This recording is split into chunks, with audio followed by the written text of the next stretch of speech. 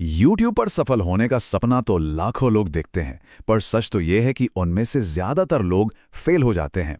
आंकड़े सच में चौंकाने वाले हैं और आज हम यही समझेंगे कि आखिर क्यों 99% चैनल कभी वो मुकाम हासिल नहीं कर पाते जिसका वो सपना देखते हैं। ये नंबर देखिए, 155 मिलियन। ये YouTube पर मौजूद चैनलों की कुल संख्या है। जरा सोच कर देखिए, ये तो दुनिया के कई देशों की आबादी से भी ज्यादा है। बस इसी एक नंबर से अंदाजा लग जाता है कि कंपटीशन कितना कितना ज्यादा है। और इन 155 मिलियन चैनलों में से सिर्फ 6% ही ऐसे हैं जो अपने वीडियो से असल में कोई पैसा कमा पाते हैं। इसका सीधा सा मतलब है कि हर 100 में से 94 चैनल कमाई के मामले में बिल्कुल खाली हाथ रह जाते हैं। और अगर हम बात करें 1 मिलियन सब्सक्राइबर्स के उस जादुई आंकड़े की, तो ये संख्या तो लगभग ना के बराबर है, सिर्फ 0.05%। इसे ऐसे समझिए, हर 2000 चैनल में से सिर्फ एक चैनल इस मुकाम तक पहुंच पाता है। तो ये आंकड़े देख के थोड़ा निराश होना तो बनता है ना? लेकिन क्या हो अगर ये सिर्फ किस्मत का खेल ही ना हो? क्या हो अगर ज्यादातर लोगों की असफलता के पीछे एक प्रिडिक्टेबल, एक तय पैटर्न हो? असल में ज्यादातर क्रिएटर्स अनजाने में असफलता के एक ही रास्ते पर चल पड़ते हैं, जबकि जो 1% लोग सफल होते हैं वे जानबूझकर एक बिल्कुल अलग रास्ता चुनते हैं। और आज हम उसी रास्ते के बारे में बात करने वाले हैं। तो सवाल यह है कि वो 99% लोग आखिर गलती करते कहाँ हैं? इस सफर की शुरुआत होती है उन्हीं आम गलतियों को समझने से जिनमें लगभग हर नया क्रिएटर अनजाने में फंसी जाता है। देखिए, ज्यादातर लोग चैनल इसी सपने के साथ शुरू करते हैं, बस वीडियो रिकॉर्ड करो, अपलोड कर दो और शायद पहली ही वीडियो वायरल हो जाएगी। उन्हें लगता है कि सब कुछ बहुत आसान है, लेकिन जब असलियत सामने आती है तो यही उम्मीदें निराशा बन जाती हैं और ज्यादातर लोग यहीं पर हिम्मत हार जाते हैं। अच्छा, तो जो लोग शुरुआती निराशा के बाद भी टिके रहते हैं वे अक्सर एक दूसरे जाल में फंस जाते हैं। वे YouTube पर सर्च करना शुरू कर देते हैं, व्यूज कैसे बढ़ाएं, सब्सक्राइबर्स कैसे बढ़ाएं, और बस यहीं से एक नया चक्र शुरू हो जाता है।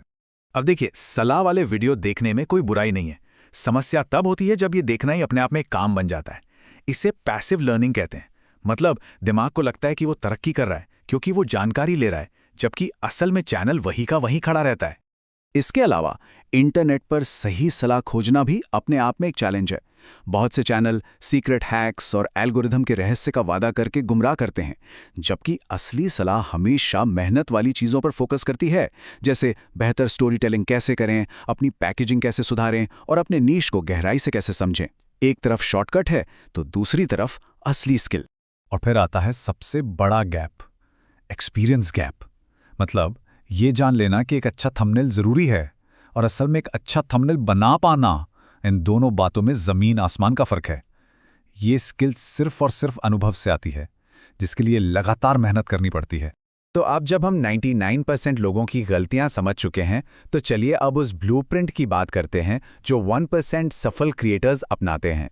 ये कुछ ऐसे सिद्धांत हैं जिन्हें वो जानबूझकर फॉलो करते हैं। सबसे पहली और सच कहूं तो सबसे जरूरी चीज है सही माइंडसेट। YouTube एक 100 मीटर की दौड़ नहीं बल्कि एक मैराथन है। इसलिए सबसे पहला कदम है सही उम्मीदें रखना। ये समझना कि एक वीडियो बनाने में बहुत मेहनत लगती है। शुरू में सफलता मिलना मुश्किल है और असली कमाई के लिए लाखों व्यूज चाहिए। जिसके पास धैर्य है वही इस खेल में आखिर तक टिक पाएगा। ये तस्वीर रातों रात की सफलता का पूरा सच दिखाती है। हमें सिर्फ कामयाबी की चोटी दिखती है, उसके नीचे की सालों की मेहनत नहीं। उदाहरण के लिए सगलन खान, उनकी एक वीडियो वायरल हुई, लेकिन लोगों को ये नहीं पता था कि उस एक वीडियो से पहले वे एक दूसरे चैनल पर 500 से ज्यादा वीडियो बना चुके थे। उनकी तथाकथित रातों रात की सफलता असल में सालों की मेहनत का नतीजा थी। तो सबसे जरूरी बात यह है कि सिर्फ सीखना काफी नहीं है, बल्कि सीखी हुई चीजों को लागू करना है। अगर हर वीडियो में सिर्फ 1% का भी सुधार किया जाए तो असली प्रगति वही है। चलिए अब माइंडसेट से आगे बढ़कर कुछ ठोस रणनीतियों पर आते हैं जो टॉप क्रिएटर्स इस्तेमाल करते हैं। एक बहुत बड़ी गलती जो नए क्रिएटर्स करते हैं वो है कुछ एकदम ही अनोखा करने की कोशिश। जबकि शुरुआत में बेहतर ये होता है कि जो पहले से काम कर रहा है उसे समझा जाए।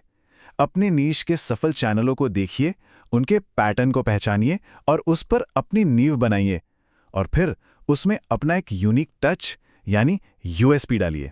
अगला और शायद सबसे जरूरी कदम है एक नीश चुनना।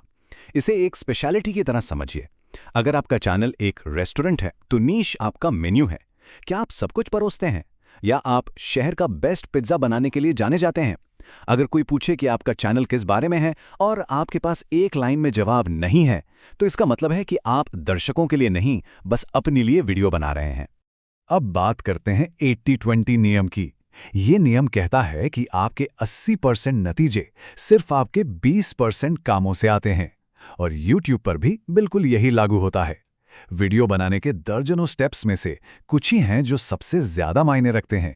और YouTube पर वो 20% काम है वीडियो का आइडिया, उसकी पैकेजिंग यानी टाइटल और थंबनेल, और वीडियो के पहले 30 सेकंड का हुक। बाकी सब कुछ इनके बाद आता है। सोचिए, अगर कोई थंबनेल पर क्लिक ही ना करे तो आपकी बेहतरीन एडिटिंग किस काम की? अगर इन 3 चीजों पर फोकस किया जाए तो 80% नतीजे यहीं से आएंगे। और आखिर में कुछ अंतिम सिद्धांत जो इन सबको एक साथ बांधते हैं और सफलता की राह को पूरा करते हैं। तो आते हैं 8वें सिद्धांत पर, निरंतरता यानी कंसिस्टेंसी। देखिए, अच्छा थंबनेल या अच्छी एडिटिंग एक दिन में नहीं सीखी जा सकती। ये वो स्किल है जो हर वीडियो के साथ थोड़ी थोड़ी बेहतर होती है। यही आगे बढ़ने का एकमात्र तरीका है। और 9वां और अंतिम सिद्धांत है, जरूरत पड़ने पर अपना नीश बदलने से ना डरना। कभी कभी आप सब कुछ सही कर रहे होते हैं, लेकिन आपका चुना हुआ नीश ही इतना मुश्किल होता है कि वही आपकी ग्रोथ में बाधा बन जाता है। तो अब दोनों रास्ते बिल्कुल साफ हैं।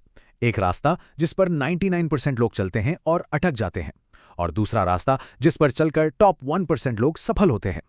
सवाल बस ये है कि कौन सा रास्ता चुना जाएगा।